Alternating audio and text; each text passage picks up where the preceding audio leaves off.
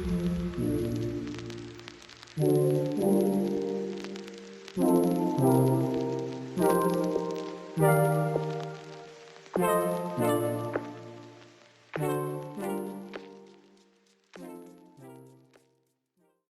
the left. Oh my God, it's cold outside in Florida. It's so cold, I had to put on socks today, you guys. All right. You don't know what cold is. I keep saying that. I lived in Germany, and I had that the can that melts the ice for the windshield. It froze on me one time. I know cold. I don't want it. I don't want it. So this is the First Lady ERIKA, and here we have Terry Smith. Hi. Jonathan Bailey. Hello, much love. And my new special friend, Chris Anatra. Hi. I saw you the other day with Professor's wig on for Halloween.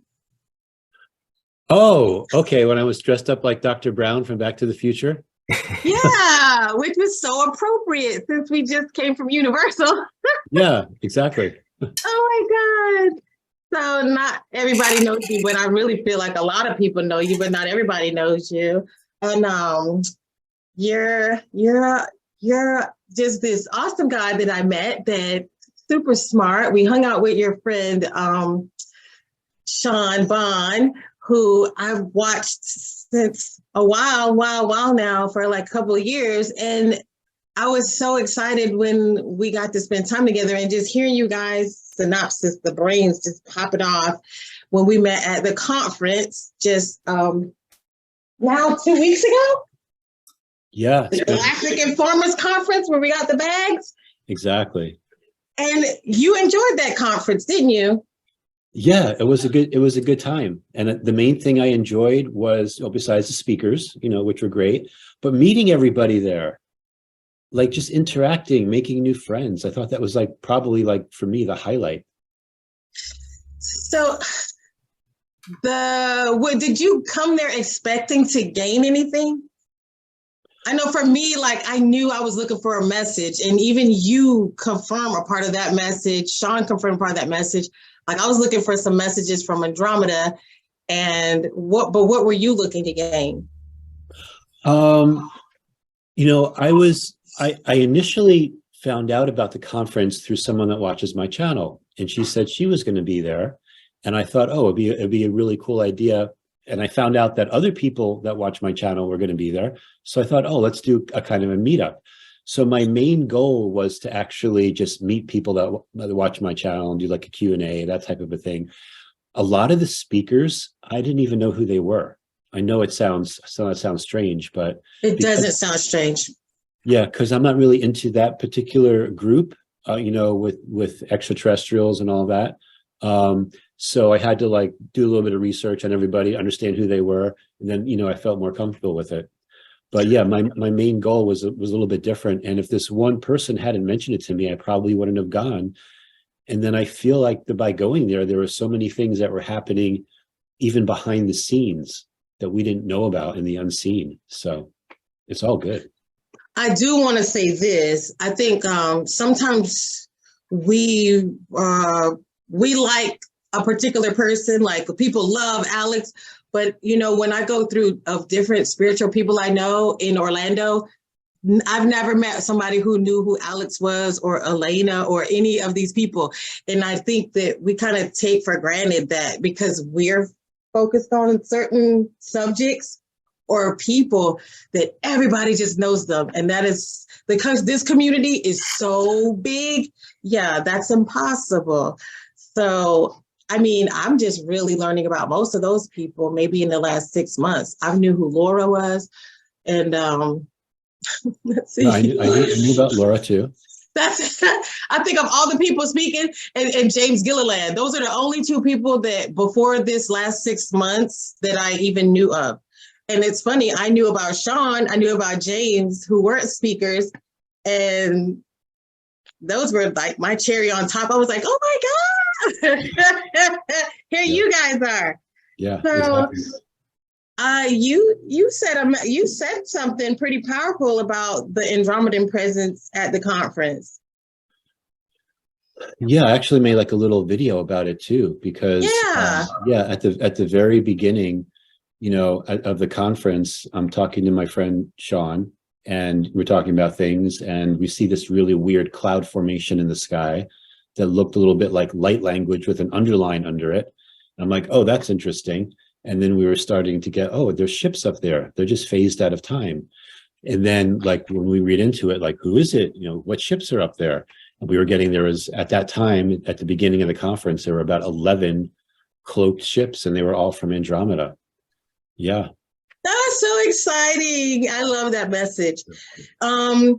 So for you, what's a little bit of a background about what you do that allows you to talk about Mandela effects? Because that's what you're going to share with us today. That's the first thing I wanted to say. And I think Jonathan was asking, what are we talking about? Are we talking about time travel or Mandela effects? And I didn't think you could do one without the other, really. Can you?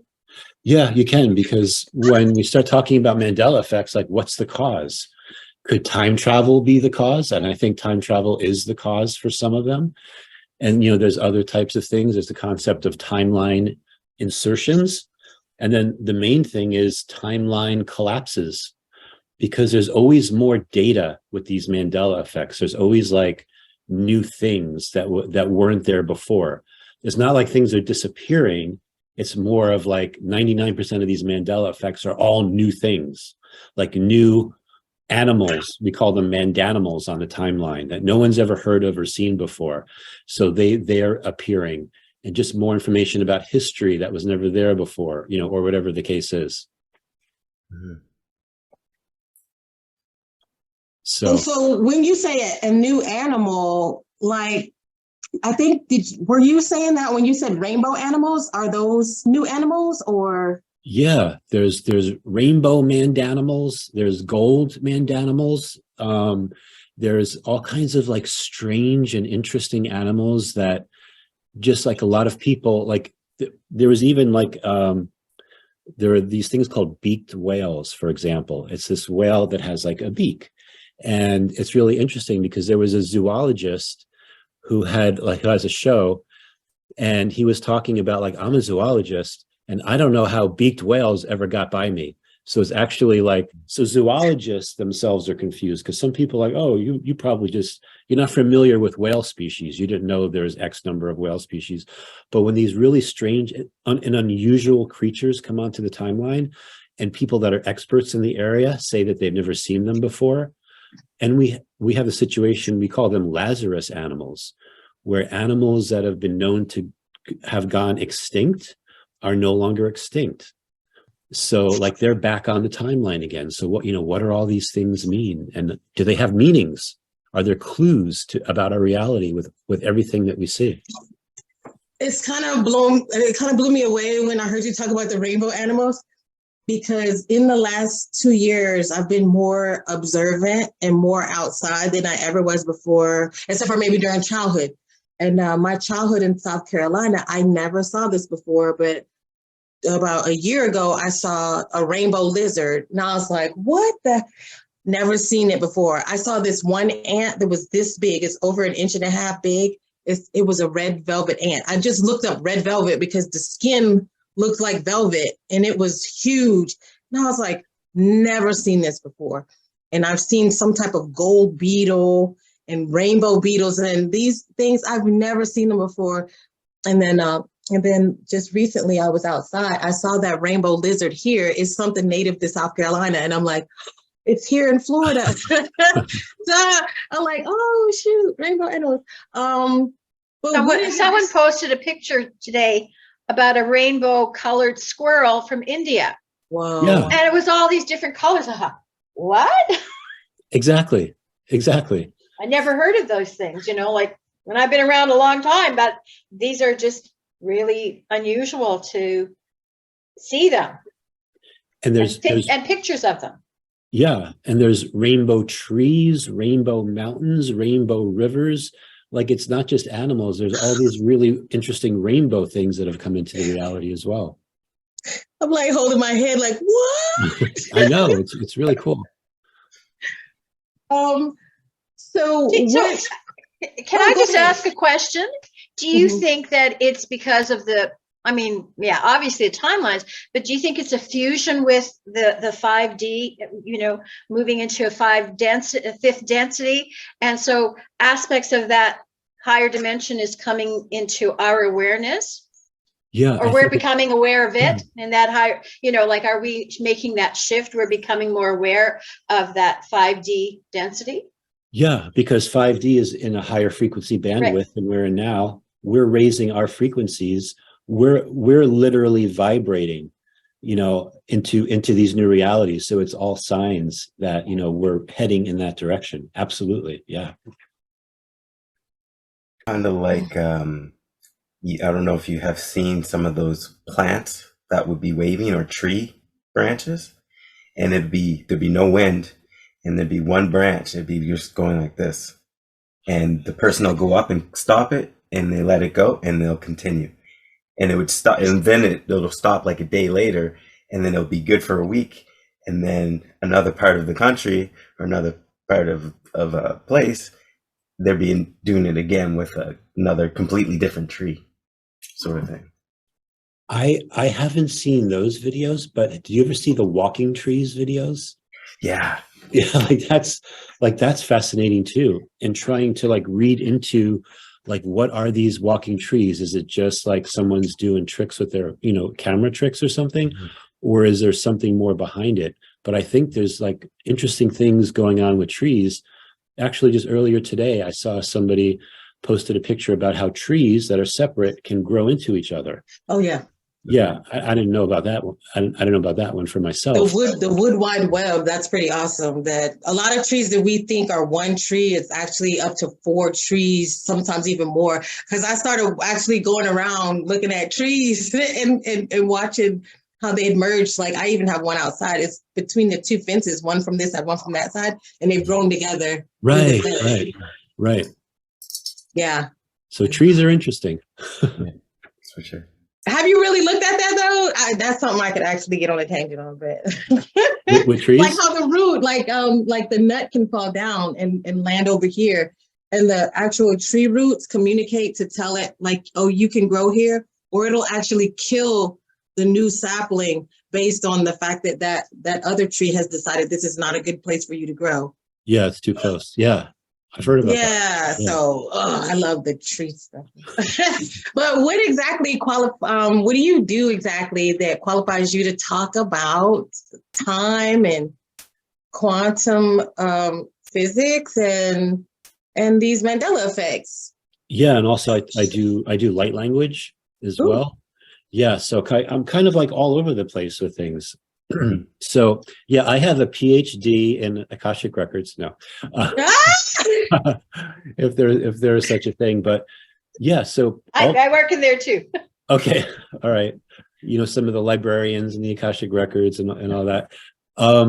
Yeah. So for me, it began with like a lot of people, you start to have these experiences. For me, it really began towards the end of 2016, and I would close my eyes and I would see these visions, like 10-second high resolution HD color movie clips of things I couldn't even make up. I'm not creative enough to make up these scenes. There was no sound. And sometimes people would be talking and doing different things, but I couldn't hear anything. I could only see things. So trying to figure out what that was led me to understanding what the Akashic Records were, because I had never even heard of the term Akashic. But before like 2016, I never even heard of the term. I was just completely in another world with my business, and these type of things just had no meaning in my life at all. And then that began my journey into what the Akashic Records were, how to read them. I literally took courses. I spent time with people that were good at the Akashic Records. One of them was Sean himself. He's really good at reading the records, and then being able to get information back as far as what depending on what you're looking for. You begin to get like a knowingness flow that comes into your heart. And then for me, I try to double test the results I get with kinesiology. So do like muscle testing to make sure, like, is that the right answer? Blah, blah, blah. So that's pretty much how I started with that. And then everything else that started happening to me. A lot of it had to do with stress I was having in my life, having a big like somatic emotional release. I believe that left more room for my higher self to come in. And one thing that I do is like, I don't, like some people will channel other beings to get information, and I'm not a channeler. Like for me, it's just my direct source, to my divine self or higher self.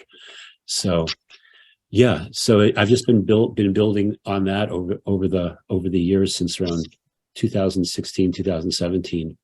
Little by little. You answered the question before I even asked, because I was going to say, how do you know what you take from the Akashic records is accurate? So you do muscle testing, and you do, you go by that inner knowing. Because I kind of wonder, because I think some people maybe look at this whole idea of looking at Akashic records as, maybe these people are imagining these things, and maybe these memories are false, or these observations. But I like that you have a system to actually test it, because I've never actually heard anyone tell me, what that system was. So, do you consider yourself a specially gifted person in the fact that you're able to observe Mandela effects? Because the whole idea of doing so would require you to be a detailed person who was already paying attention. And most of us are not necessarily looking for these things. Exactly. We're like in this, in reality, I believe they're actually dreaming right now. This is a type of dream. So yeah, for a lot of people, they just go through the dream. We're lucid dreaming right now, and they're not as aware and observant of things. But when you start to resonate at a higher frequency and you are aware of things, it's a big, like these Mandela effects become like a really big wake-up call to what reality actually is. And so I've heard it say that time is not this firm constructed thing, right? I think we become very attached to it, as far as literally being able to argue with people about, I said this, I did this, I went here, I went there, and someone says, no, this didn't happen. And it's like, we're literally arguing about these things, that it could be possible that my time is not the same as yours. You know what I'm saying? Like my sister can say, I remember when you did this. And I'm like, I have no idea what you're talking about. Oh yeah. If she was remembering something from a different timeline. Yeah, exactly. Right. Yeah, exactly. So how do you define time? Like, how do you define it, since it's something that seems to be flexible, fluid, and not necessarily this firm thing? Yeah, how do you define it? It's in linear time, in what we're experiencing now. It's almost like everything happens like there's a tick, tick, tick, like we're almost going at frames, per second. But it's already happened, which is like really interesting as well. So, and outside of linear time, outside of this experience that we have, they call it no time. So like what we're experiencing is something that's very, very different than what we experience on the other side of us. Or let's say we're dreaming on another side, outside of time and space, of who we are right now. It's a very different experience about actually being in this, I call it the Earth game, and having this experience and navigating through time.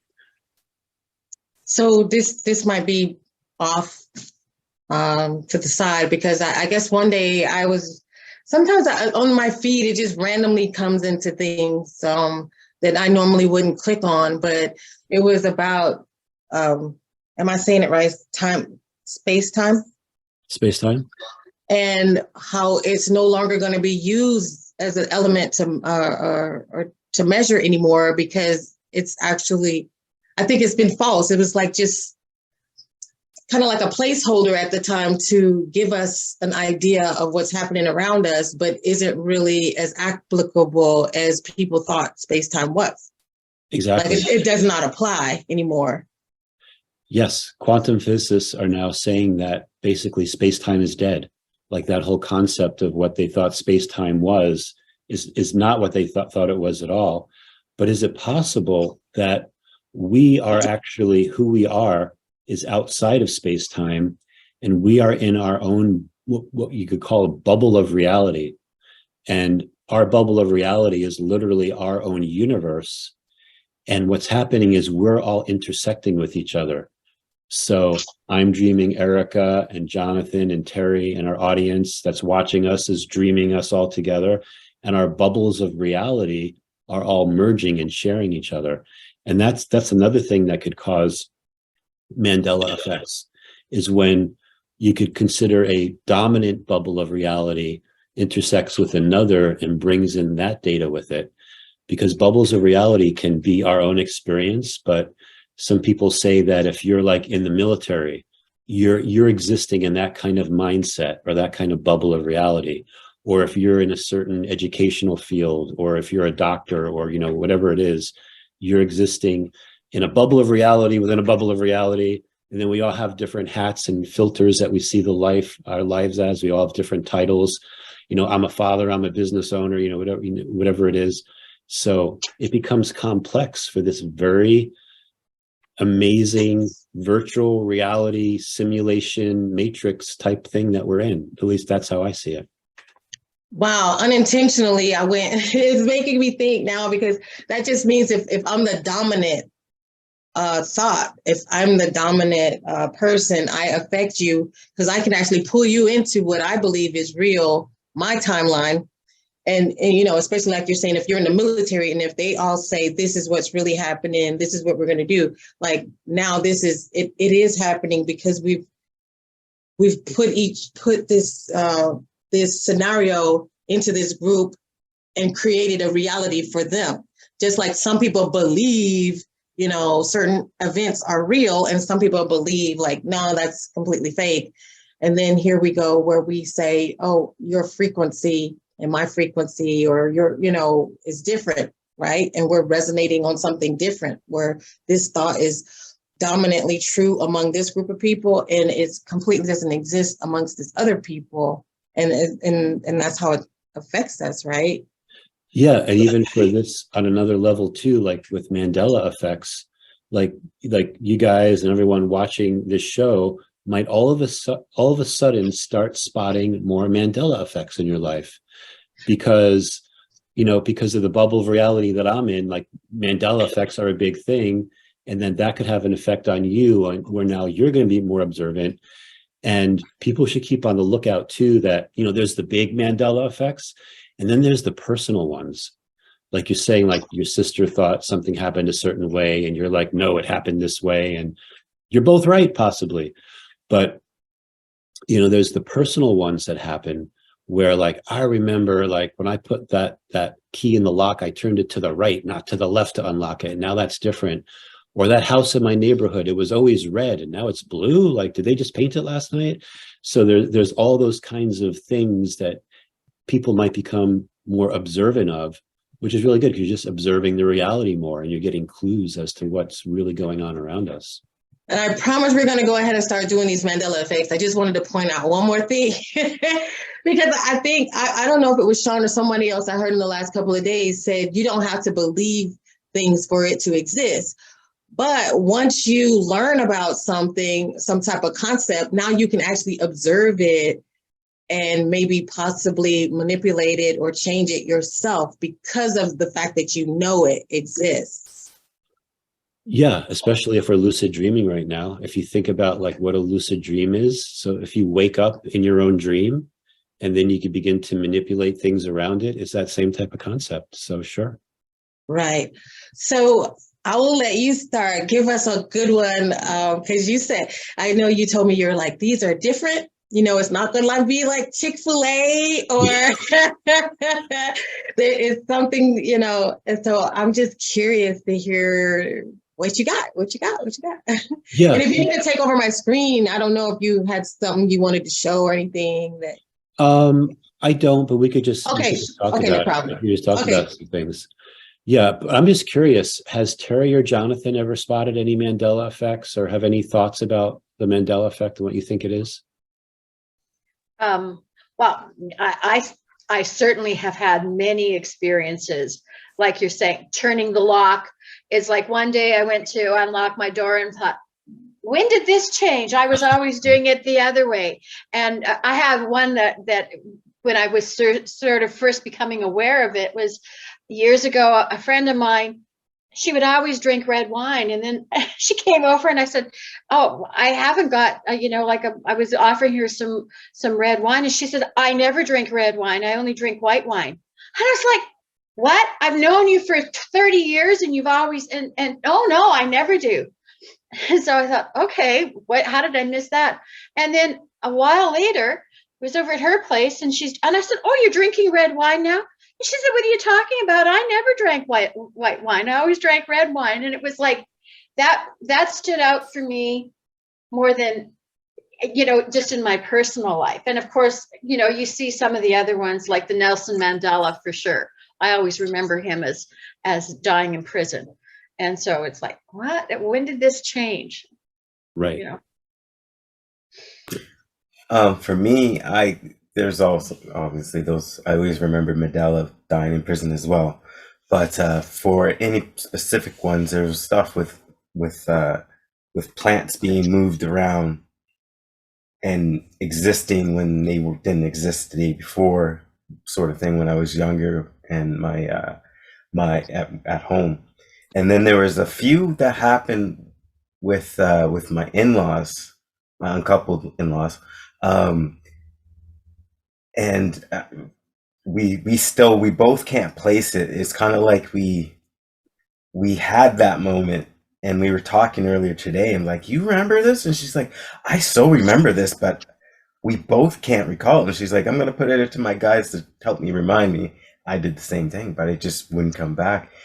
So it was pretty interesting. It's like we totally shifted that timeline of that event. But yeah, and then I have meditation sort of things. It's kind of like what you had at the conference when you were doing the Q&A at certain events with that at Mount Shasta and in my backyard. I don't know whether it falls into the same thing, but sometimes you meet someone and it's like, I know you and they know me, but we cannot place it from anywhere. But yet you know this person and they know you, and it's like we have no reason to know each other. So I put that sort of in that same category, because it's not necessarily a past life thing. It's this present life that I know them from, but I have no clue where or for what reason. Is that like visually? Like visually, they look like someone you should know, that you remember? When I've met them, I can remember being at a party, and I was talking with this fellow, and he was with someone, and we both said, we know each other. How do we know each other? Gotcha. And yet there was no recognition. We didn't work in the same building. We didn't take the same route. There was nothing. And we just kept coming back to each other. Is it this? No, it wasn't that. And it was this very familiar feeling about this person, but there was no recollection of how in this present timeline that our paths crossed. But we know that we knew each other from something. Yeah, see, those type of things are, I consider those like timeline merges. And that happens to me too. Like I'll meet people and they'll, to me, they're a stranger. I've never met them before, but they'll be like, you don't remember me? Like I, used to own this restaurant or whatever. I'm like, I've never owned a restaurant. I don't know what you're talking about. So I get that a lot. And I think everybody here and everyone watching the show will start to get that as well. So be observant of that as well, because as these timelines merge, it's not just Mandela effects. It's people, it's personality changes. It's all those types of things that are all coming into play. And you'll think you're crazy at first, but you're not. You're just being observant, and that's all it is. So I can talk to you about some Mandela effects. And by the way, there's ones that involve pop culture. There's ones that involve art. There's ones that involve history. There's ones that involve the geography of the earth being different. Like, how could the literal earth be different? So, like, for example, a lot of people remember South America being under North America. And that's no longer the case. South America is now more out towards Africa, and Central America actually goes more east and west than north to south. That's why the Panama Canal runs north to south. In my old timeline, it ran east to west. So, and islands are a lot larger. There's new islands that people have never seen before. Italy and Sicily are different. Like Italy always used to kind of be the boot that was kicking Sicily away, and now they're almost attached to each other. And then in that same region, there's the islands of Sardinia and Corsica. They used to be tiny, tiny little islands, and now they're huge.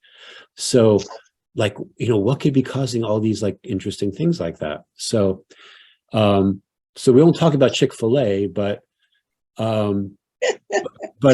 could play like some games with you or so forth. So, like in Snow White, the famous one is when the witch is looking at the mirror. She says, "Blank, blank on the wall. Who's the fairest of them all?" Do you remember what the first two words were that you remember? Mirror, mirror. Yeah, like most people remember mirror, mirror. So, but it's never been that way in this timeline. It's always been magic mirror, magic mirror on the wall. So that's one example. Another example has to do with like the I Love Lucy show. Okay, so there's a famous phrase in there where when Ricky Ricardo would come home, if you ever seen the show, I mean, I just tell you what it is, but everyone kind of, he would get mad. Make Terry do it. Make Terry do it. What did he say, Terry? Okay, so Terry, fill in the blank. Lucy, you've got some blank to do. You got some splaining to do.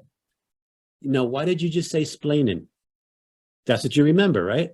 That's what I remember. Yeah. So, and there has never been an I Love Lucy show where Ricky Ricardo has ever said that in this timeline. He's never said you got some splaining to do. There's like one or two episodes where he says something like, "I need an explanation," but he says it in perfect English. So why did your mind say splaining unless you're not misremembering, you actually have a specific weird memory. I watched I Love Lucy and I remember that. Yeah, he'd come into the apartment. Years and years of I Love Lucy. Yeah. Okay. I'm telling you, as a child, I remember saying that, explaining to do. Yes. Yeah, yes. And there's other famous movie lines too, like Humphrey Bogart. Oh yeah. Yeah. Okay, that's one. There's an older movie called Casablanca with Humphrey Bogart. And there's a famous scene where he says, "Blank it again, Sam." Do you remember? Play it again. Never said that. In Casablanca, "Play it again, Sam" was never spoken by Humphrey Bogart. The female, I think Audrey Hepburn, might have said, like, "Play it, Sam," or she said something in a whole different context. But I remember as a kid. Bergman. Okay. Yeah. Thank you. I remember as a kid, imitating like Humphrey Bogart, like, "Play it again, Sam." But it was never, again, as one of those things that was never there. So like, those are some examples of like pop culture things. And then it's like, then there's weird stuff. Like when 9/11 happened, you got the Twin Towers. Do you know what was between the Twin Towers? Okay, there was a hotel. There was a Marriott hotel that connected both Twin Towers. It was an 825 room hotel that most people are like, "What?" And there's pictures of it. And like, I've been to the Twin Towers, in the 90s, before 9/11. And I was walking around the plaza. There was no hotel there. There was never a big Marriott. I think it was 32-story hotel. And then where do you hear about the stories of the people that were in the hotel when the Twin Towers went down? You never hear about that. So there's like weird things like that as well.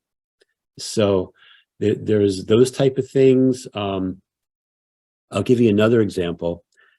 If you guys have heard of it, there's a famous painting called American Gothic. And in American Gothic, it's like a farmer with his pitchfork. And he's like standing like straight ahead. Like he's standing and his eyes are looking straight ahead. And next to him, there's someone else standing. Do you remember who's standing next to him? I remember it as his wife. of a woman, an older woman. Right. Jonathan, are you familiar with that particular? I am not familiar with that Okay. picture. Yeah. So now in this timeline, it's his daughter. It's the farmer and his daughter. And the daughter's like, maybe she's like 25 or 30 years old. She's got blonde hair and blue eyes, and she's not looking straight ahead. She's kind of looking off to the left. So, and I remember the old lady with the bonnet, and she's not there anymore. Oh And- my God. Because they used to put this up in banks and stuff. Yeah. You could go places and see that. Yeah. Yeah. So it's a very famous painting. And yeah, that like it kind of bothers people's minds when they start to like look into these things and see that It's bothering me right now, Chris. Yeah. So yeah. All our heads just went back. Yeah. In the future, like if we do another show and we talk about more Mandela effects, I'll actually like have pictures ready and I could show you the visuals as we talk. Yeah. And I'll give you another one, okay? We can. There's literally like over 10,000 of these Mandela effects, so we can go on and on. But you guys are familiar with Marilyn Monroe. Mm-hmm. Okay, she had a very famous beauty mark. Do you guys remember where her beauty mark was? And there's no wrong answer. Cheek, I thought. Okay. Or was it down here? I thought it was around here on the side of her mouth. That is, you're all giving interesting answers. I remember It was either up here. I can't remember now. I remember it here on the side of her mouth. Okay. Have you ever heard of something called a Monroe piercing? Where it's a special piercing that you get? Okay. So this is an interesting one because you guys are from a certain aspect, you're remembering things from other timelines, but a lot of people remember it above her lip.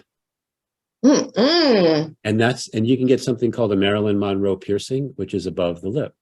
And then a lot of people were surprised because it moved to her cheek, like what you were remembering, Erika. And then there's other pictures of her where it moved down to her jaw. And it's been bouncing between both jaws. And about a year before she died, she has no beauty mark anymore. So it's a really crazy Mandela effect, but you know, could it be that she was a trickster with the camera and she actually was faking where her beauty mark was? It was never really where it was. Mm-hmm. And there's all this evidence that it was in different parts of her face. Or are we actually have timelines merged to an extent where there's actually different versions of Marilyn Monroe? One that liked the white wine instead of the red wine, and the white wine had one on this side and the red wine had, or whatever, whatever it is. So there's lots of like really, really interesting things like that. I remember it being above the lip.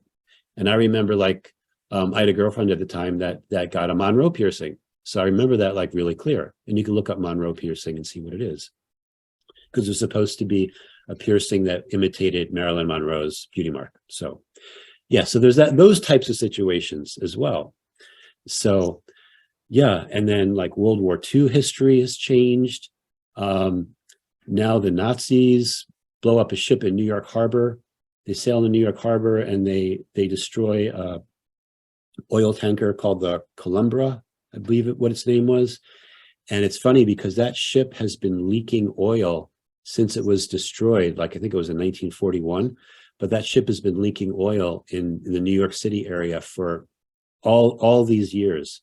And just a few years ago, they launched something to start to clean it up. So there's all kinds of World War II history, Nazis attacking the East Coast. There are 5,000 people that the Nazis killed off the East Coast that were on ships that from the U-boats were torpedoing all these ships right outside here off Connecticut. They had to form something called, the public formed something called the Hooligan Navy. And the hooligans would go out on it was private people that had yachts or they were fishermen, and they would actually radio in positions of where the U-boats were because the Navy was completely, at that time, they were unprepared for attacks like that, U-boat attacks off the East Coast. So yeah, so like the more you look into these things, the more it's like, whoa, this is all crazy. So name changes as well. A lot of people's names have changed, like the spellings have changed from what people like remember. So Yeah. What's going on? And then can you read into them? Like, is there a reason for it? Like if it went from mirror, mirror on the wall to magic mirror on the wall, could that mean something? Like there's more magic. We're living in a time where there's more magic, you know, versus before there wasn't as much magic. So there's all these types of things that you can start looking and going deeper into what the meanings are. And that's one of the things that I like to do too, is like, I believe that a lot of them have messages for us. And the messages may not be obvious at first, but they make a lot of sense when you start to go to like another level to what the reality is. And I can give you an example of that too, if you want, just real quick, about Star Wars. So there's a famous Star Wars one where Darth Vader says to Luke Skywalker, "No, I'm your father." And a lot of people remember, "Luke, I'm your father." So, you know, what meaning does it have that really famous line went from "Luke, I'm your father" to using the word "No, I'm your father"? Well, it's interesting because words are a frequency, right? So when we speak, we're abracadabra. We're really, like, I don't want to say casting spells, but we're doing spelling, and words mean something. And sometimes words have a double meaning. So the word "no," you might think of N-O, but it could also be N-O-W. He could be saying, "Understand, I'm your father," like, "No, I'm your father." And then what hidden meaning does that have? And it's interesting because I was reading into this one with Sean, and there's a connection between that and the Anunnaki. And if you went to this conference, you know, and I don't know why, but the Anunnaki seem to be popping up everywhere. People are talking about them a lot. So Anakin Skywalker, Anunnaki Skywalker, Anu Skywalker, like, "No, I'm your father." Like, you know, could that mean, like, understand who the real father is of the human genetic code? So yeah, so there's all kinds of like different paths and understandings and things you can take from these Mandela effects. Mind blown, anybody? Mind blown. Mind blown, okay. I have to say, these are things that I have been thinking about for years. And it's like, okay, are other people experiencing what I'm experiencing, what I'm remembering? And, you know, I have a good memory, and everybody will look to me like, "What do you remember, Terry?" And because they're not perceiving the same thing. And it is just interesting because these are things that I've been playing with in my mind for a long time, just trying to understand what are other people's perception of this, and the whole idea with we each create, you know, we each have our reality bubble. And so, you know, like, what are we projecting from as well? Yeah. I think we kind of take for granted too that our vision, like if you're a person that wears glasses or contacts, you, before you ever put them on, you kind of just assume everybody sees the world the way you do. Then when you try them on the first time, you're like, "Oh my God, is this what everybody was seeing?" Yeah. I remember when the first time I got glasses in elementary school, and I was like, "Oh my God, I can see the leaves on the trees."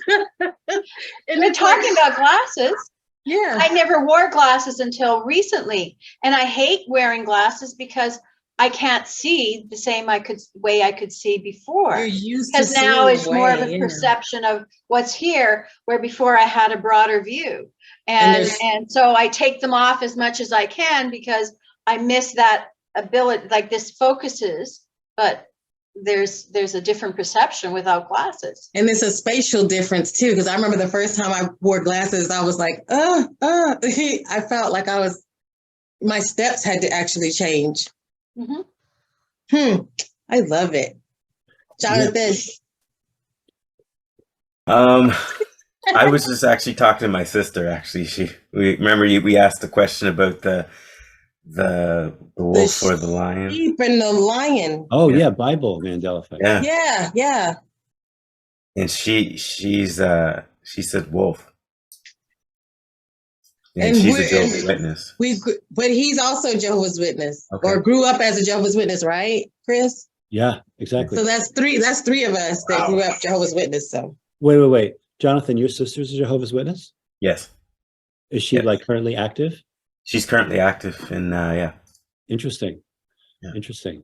Mhm. Yeah, but it's funny. Like some people will remember it Wolf, and other people are like, "That's ridiculous. It was always Lion and the Lamb, not Wolf and the Lamb." So yeah. So That there you was go. in our little My Book of Bible Stories, right? It was in our little book. Mhm. Yeah, my book of Bible stories. Yeah, Yeah, that that's was right. one of my favorite little books back then. Yeah. I What'd read that book. you say? You burned the book? No, I said I forgot it. Oh no, Oh, I forgot about that book. I might have I was burned like, mine. I don't know. Mine I, might have fell on the fire. it might have, might have been. I donated it. Let's just say you that. done it. I just love that book. Now you can't buy it anymore. It's online. It's like an online download now. Okay, yeah, they moved everything to online, right? Yeah, the chevrons are closed. They said if the chevrons are closed, the world is ending today. So, but man, it was great talking to you. I would like to talk to you about deja vu, and I would like to talk to you about what you think about Neil deGrasse Tyson and some other stuff next time. So, Okay. make room for your girl on your calendar. Okay. Deja Now- vu. I'm already having deja vu about this conversation. Oh my Mhm. gosh. I don't even want to start. And then I also had this thing too, where when my sister said she remembers stuff, I said, that might be me number 32 and I'm me number 74. I don't know who you were actually talking to or dealing with that time. And someone told me like, that's not, I had another reader tell me that that's not how it works. And I was like, well, that's what you say, but I think there's different copies of me. And sometimes maybe we change places. Yeah. And I just wanted to say, when we have the ability to go into the quantum field, anything is possible. Yeah. And we can go into the field and create something that we never even expected. Especially if we're healing soul fragments, right? Like, Right. could that also explain part of what's going on too? Because we're healing soul fragments and uniting these. Yeah, and reintegrating soul fragments that have been taken from us. Yeah, Mhm. there are all these things that our higher selves are doing to try to make us more whole and complete. But yeah, that actually would make sense.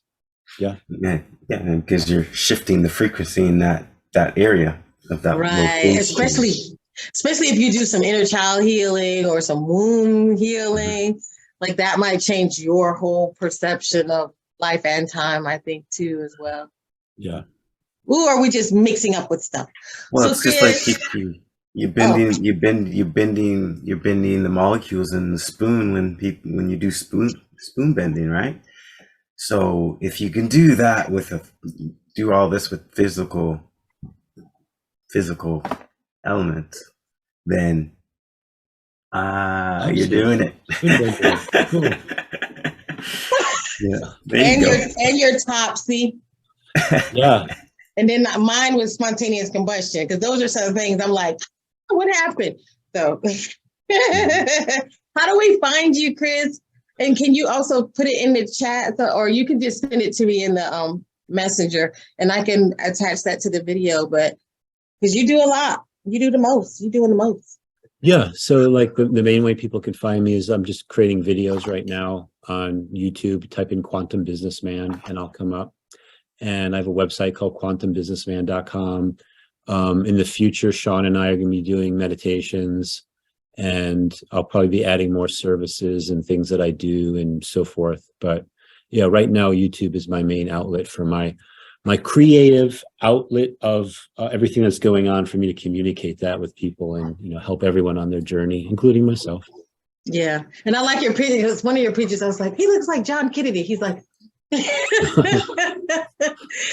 so yeah. And then maybe sometime you could just wear the wig, man. Just be the professor. Yeah, I'll wear the wig next time. Sure, no problem. Actually, I have it in the other room over there, so it's not a problem.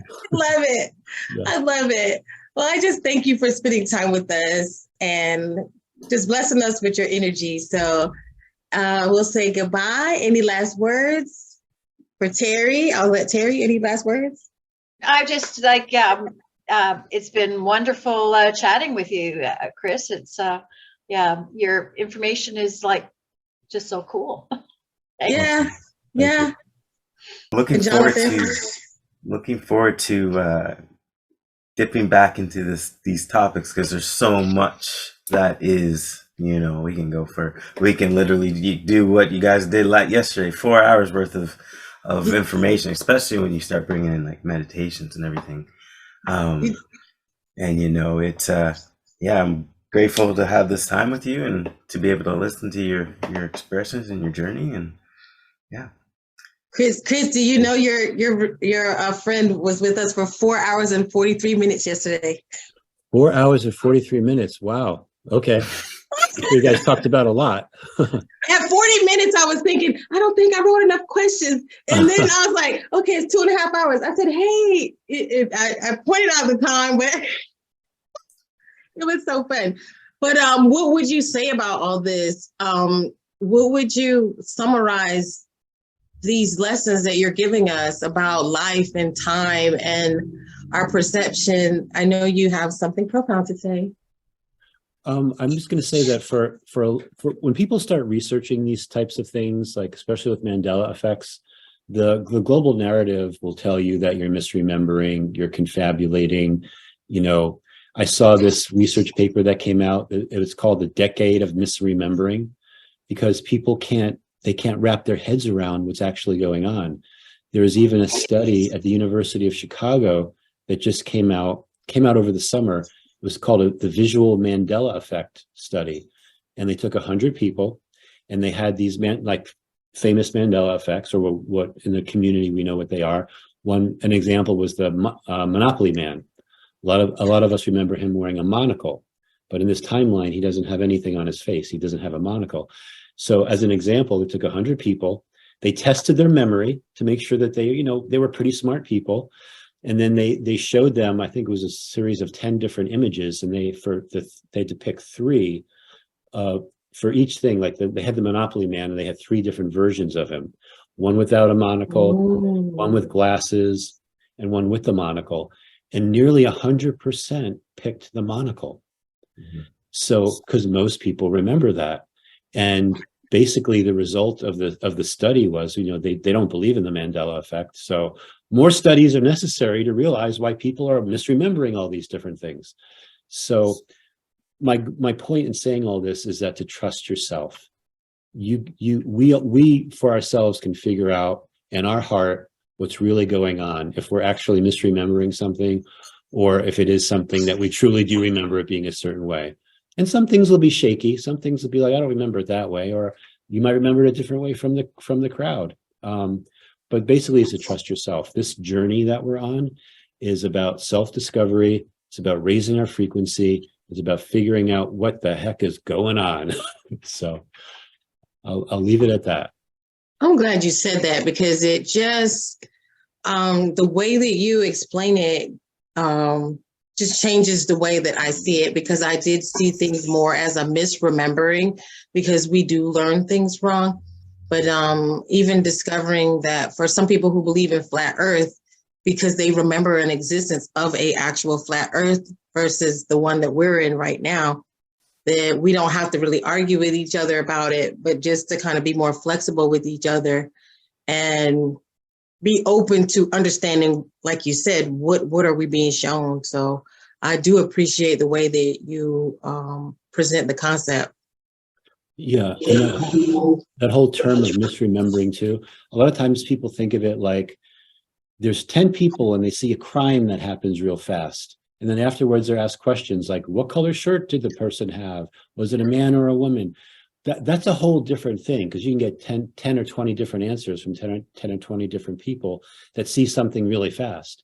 But these are like solid things in your memory, like mirror, mirror on the wall, like Lucy, you got splaining to do. Like these are like solid things that you just can't make up. So it's different from the classic misremembering. Yeah. Okay, well, I'm going to close this up and I will see you next time. I definitely want to spend more time with you, and I appreciate you showing up. And of course, Jonathan and Terry, y'all know I love you. I'm going to see y'all in a couple of minutes. So I love y'all. Thank you. Good night. Okay. Much love, everybody. Until next time.